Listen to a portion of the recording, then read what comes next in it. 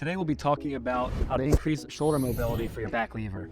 I'm 𝐂𝐂𝐂𝐿 from the Movement Athlete, and today we'll be outlining 5 different mobility exercises to help improve your shoulder range, shoulder extension for the back lever. If you find similar to squats, if you do not have enough mobility in your hips to get a low enough squat, it really takes away from the exercise. Just like in the back lever, if you don't have the pec or shoulder flexibility or mobility of the shoulder, then it's really taking away from your back lever. So stay tuned and check out these 5 mobility exercises we have outlined for you to help improve your back lever.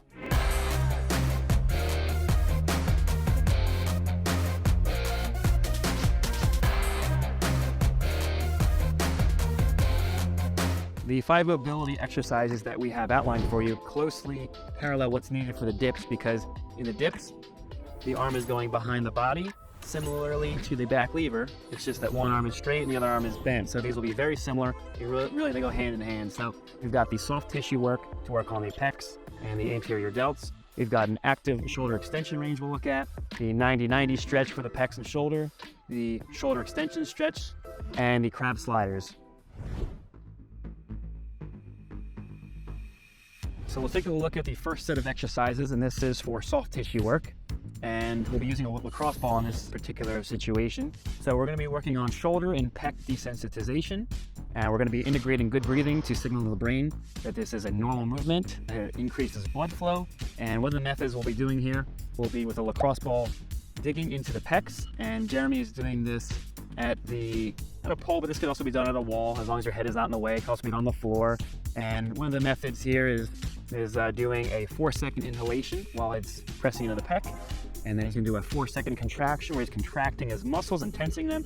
And then 8-second exhalation and relaxation, right? So that's one of the methods. And of course, you want to make sure that it's not excruciatingly painful. You want to be able to control your breath properly. You can try this with movement, right? You can be moving his limbs. You can be trying this statically, where he's just holding it there and doing 10 breaths or so. You want to find sensitive positions. You don't want to be, if you find the sensitive positions, it'll help desensitize it. And again, making sure that the body and the brain is ready to do this kind of movement. It's going to help improve function. It's going to help the brain perceive that there's no threat in the shoulder or the pecs. So we can also be doing this in the anterior, the side or the posterior sides of the shoulder. A good maximum amount of time would be 10 minutes per side. So you're not laying here all day digging into your body. So soft tissue work is the first exercise. And the second mobility exercise we'll look at is for active flexibility in the shoulder extension range. So we'll be standing at a wall, holding the stick behind, and mimicking this back lever position. Obviously, we can't lean forwards in this, that's why we're at the wall, and just holding and pushing the stick back as far as we can go. And you're really trying to see, do I feel a pec stretch or a shoulder stretch?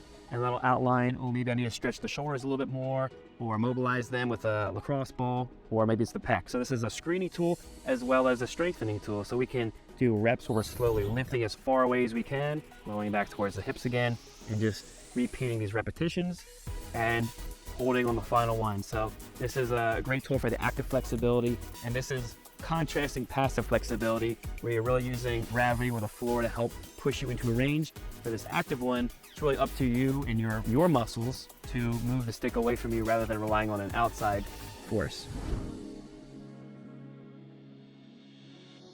The next mobility exercise will be the 90-90 stretch, and it's called that because, as you can see, Jeremy's elbow is bent at 90 degrees, as well as the shoulder angle, like the corner of a square. So the purpose of this exercise is to help open up and stretch the pec muscles. So it starts off laying down, and then you're going to roll away from the floor and towards your elbow. You should be able to breathe at a regular pattern and hold this for a few seconds.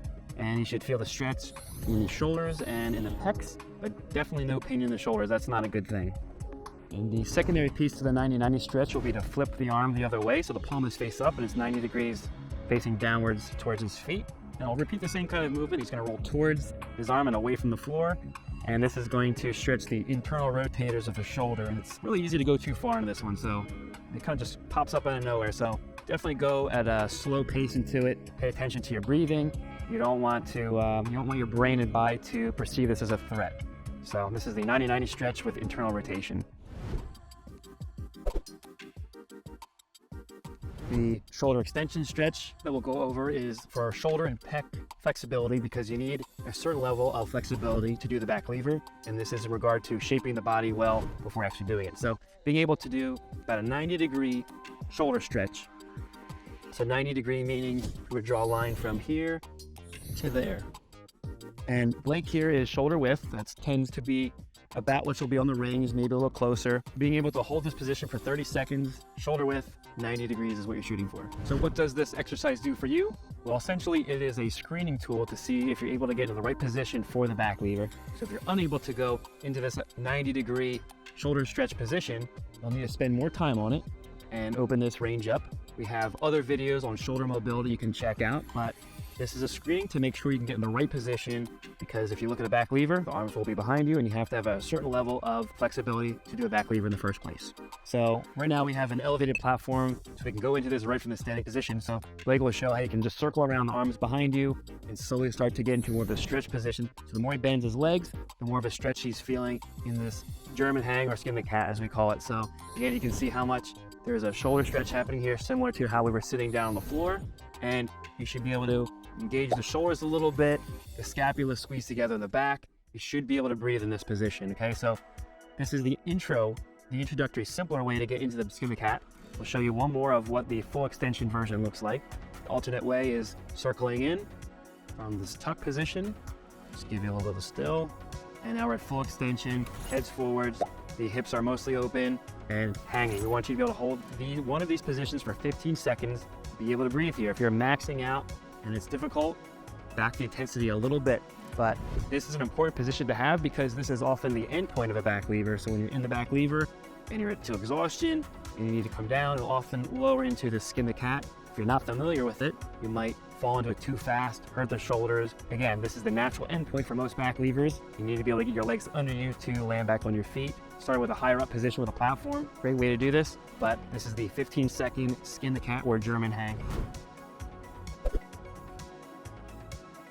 Crab sliders. So in this particular example, we've just made a sliding surface that's smooth enough, and Jeremy's wearing socks so we can slide across the top of it. This exercise will start off in the crab position. He's got straight arms, and what he'll do is he'll slowly extend his hips forwards for 5 seconds, right? He's gonna extend slowly for 5 seconds and hold the last position if he can for 5 seconds, and then simply sit back down and then regroup for the next repetition. So pushing back up, slowly sliding forward. He's going to feel a shoulder stretch, a pec stretch, maybe a little bit of strain in the biceps. So that's where you can keep the arms bent if necessary. So extending for 5, holding for 5, and just repeating that particular active flexibility movement. So this will help guard against injury, help promote good control throughout the movement. And really, you don't need to get fancy with it. You can use furniture sliders on a rug. You can use socks on a hardwood surface. And like I said, in this case, we just found some whiteboards that are smooth, put some socks on, and slid forward. So you always get points for being resourceful. Those are our 5 mobility exercises to help your back lever improve with the range. So in general, make sure that your body is warm when doing these. But as you go through these different mobility exercises, you want to make sure that you're not straining yourself and in a lot of pain. You should be fairly relaxed and maybe 4 or 5 out of 10 on the pain scale. Definitely not on the upper limit of it. Being able to be relaxed, comfortable breathing well, and holding them for longer positions, at least 30 seconds, maybe even longer. In the shoulder extension videos where the arms are behind us, this can tend to put a lot of pressure on the elbows. And to combat, you can train more bicep work. Curls, pull-ups, really just strengthening the front side of your arm, the biceps. So just be careful of that. But these mobility exercises over time should help increase the range for your back lever. So thanks for watching, and we want to hear how your back lever is doing. Let us know. So how strong are you?